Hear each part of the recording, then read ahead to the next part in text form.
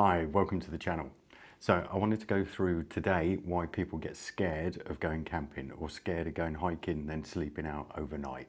And it's a bit of a fear. It's like all the time in the background you're thinking something could happen to you. It's only a flimsy material of a tent.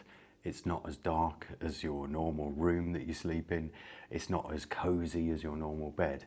And there's a couple of things about this, and I think I can help a little bit with it, with overcoming that natural fear to go and camp outside. So what we've got to first ask ourselves is why we're so comfortable in our normal beds. Now, it's warm, it's cozy, and it's safe. That's pretty much it. Now, it's safe because you've locked the doors, you know nobody's coming in, you're in a safe environment. Apply that to a tent, you're kind of thinking somebody could come in, or an animal could come in, or you're going to get attacked by an animal. I'm going to go through that in a minute, and I'm going to kind of put those fears to rest once and for all. It's warm in your normal bed, so what we do when we go camping is make it as warm as your normal bed. There's loads of different quilts and sleeping bags. Now, sleeping bags are tighter, they're also warmer, so a sleeping bag goes all the way around your body. A quilt just goes over the top. So a quilt is more like a duvet or a bed cover that you'd have at home. If you're having trouble sleeping due to the fact that you're not like your normal environment, then try one of the quilts. They're also lighter weight. Not as warm, so sleeping bags in winter is more the common preference. Quilts in the summerish times. Then you've got your sleeping pad and your sleeping mat underneath. Go and test some. In most of the big stores for outdoor equipment now, you can actually lay on them and see. If you enjoy a hard bed at home, I'd recommend more going towards the self-inflating mats and the foam mats. Or if you enjoy a really soft bed at home, get one of the inflatable pads. They're really good now, and just inflate it slightly less so it's still keeping you off the floor, but it's just giving you that sort of cushioning underneath. That'll make it more like your bed at home, and you might sleep more well when you're in a tent outdoors. The next thing that we like about our home, so I said warm, cozy and safe. Cozy. Right, it is cozy, isn't it? You wrap yourself up in your quilt, in your bed covers and stuff, you've got comfortable clothing on. Put comfortable clothing on when you go sleeping in a tent. Also, take a pillow with you. You can squash pillows down quite small. Now you can get inflatable travel pillows and camping pillows that also are pretty good. And if not, take your own pillow with you that you're used to. That'll make it more like home, you'll be more comfortable, and you can squash it in your rucksack. Just carry a bigger rucksack. Pillows weigh nothing. I always think as well, if I'm going to sleep better, but I'm going to sacrifice 200 or 300 grams in weight, I'd rather sleep better. It's worth the weight. So the weight in your rucksack is always a consideration. 200 or 300 grams, I'm not going to concern myself about. Going outside as well can be a little bit scary, especially on your own. So there's some steps that we can take to make that easier.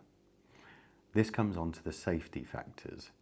Now, most of the people I've spoke to are scared of going outside because of the noises out there. You hear animals running around and everything at night. You hear twigs snapping in the forest. Now, usually, and my dad said this when I was a lot younger, if it's dark and you can't see them, they can't see you. You're actually quite a big person compared to a tiny little animal. They're going to run away from you. It would be like us going out and meeting an elephant and being like, that's pretty big, I want to run away from that. They're going to do the same. 9 times out of 10, they're not going to be bigger than you. So it's going to be a bird, it's going to be a mouse, it's going to be a rabbit running around doing their own thing at night. As soon as they hear you, they're going to get scared.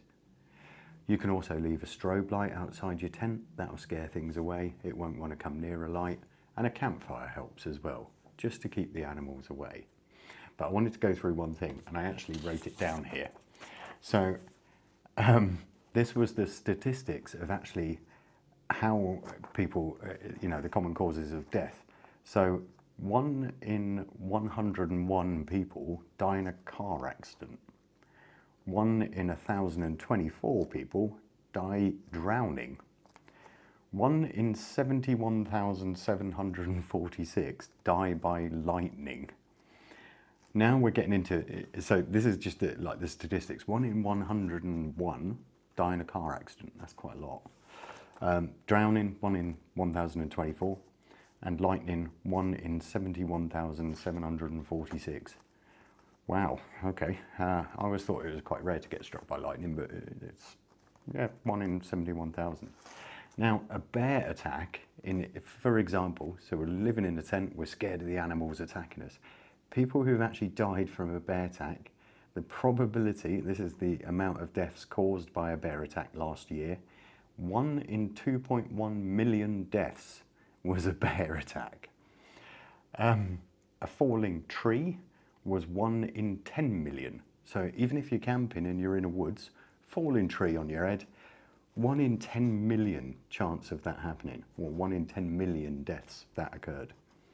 And then a mountain lion attack is 1 in a billion deaths. It's just not going to happen. You're more likely to get killed by walking across a street, falling in a puddle and getting struck by lightning than you are by an animal attacking you in the wild. I like to keep that in my mind when I go out, because I still get nervous. When I was in the army, they kind of forced us just to go out and just get on with it. Wasn't very nice.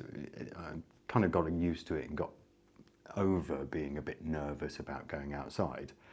But I understand people's fears of it, and it's an irrational fear. Like I've just said, the statistics speak for themselves. There is nothing out there that's going to kill you, harm you, and there's some simple things you can do. So what we do, we make our bed in the tent as warm and as cozy as possible. Safe-wise is an irrational fear. Animals are going to attack us. Now what we can also do is we can wear the sleep masks on us. That makes it darker and we can't see anything. So what we can't see isn't there in my eyes. Also, wear earplugs. Then you can't hear all these noises outside. There's extras to it as well. Research the area where you're going. Know that you're going to a safe campsite. Nothing's ever happened in the last 10 years at that campsite. Also, if you're going solo for the first time, take your pet, take your dog with you. There's no reason not to. Or if you don't want to go solo for the first time and you want to slowly build it up, do it in stages. So I sleep on the floor in the living room sometimes just to test my equipment, test new equipment. That's the first step. Then I'll go and sleep in the garden for a night. Make sure outside I'm comfortable and warm, I'm cozy and I'm safe. And then I start going outdoors, so from the garden into the forest, but I'll go with friends. There's no point in going on your own first time, straight away thinking you're going to be the most comfortable person there. You're not. You're going to be nervous, you're going to be scared. So step by step by step, get used to sleeping on your comfortable mat, on your warm and cozy place. Get used to your equipment and sleeping with it. And get used to being outside and hearing those noises slowly. Like I say, the statistics of actually being attacked by an animal in the wild are very, very low. If you keep that in your mind, maybe going to sleep with some music on in your ears or some nice relaxing kind of sounds, that might help as well. But it's an irrational fear, so just put it to bed. Anyway, hope this helps some people and hope you get outside and overcome that little bit of fear, because going outside and camping, there's nothing like it. Waking up next to a lake and seeing the sunrise is beautiful. It's well worth it. Hope this helps you. Subscribe to the channel and give me a thumbs up if you like what we're doing. See you soon.